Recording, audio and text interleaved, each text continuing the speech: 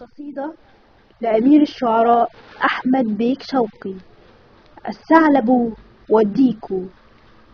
قصيدة من إلقاء الشاعرة ريهام عاطف. برز الثعلب يوما في شعار الواعظين، فمشى في الأرض يهدي ويسب الماكرين، ويقول الحمد لله إله العالمين. يا عباد الله توبوا فهو كهف التائبين، وازهدوا في الطير إن العيش عيش الزاهدين. واطلبوا الديك يؤذن لصلاة الصبح فينا، فأتى الديك رسول من إمام الناسكين، عرض الأمر عليه وهو يرجو أن يرينا.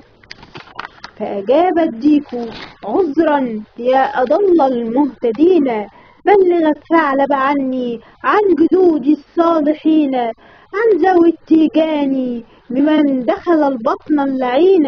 إنهم قالوا وخير القول قول العارفين، مخطئ من ظن يوما أن للظالم دينا.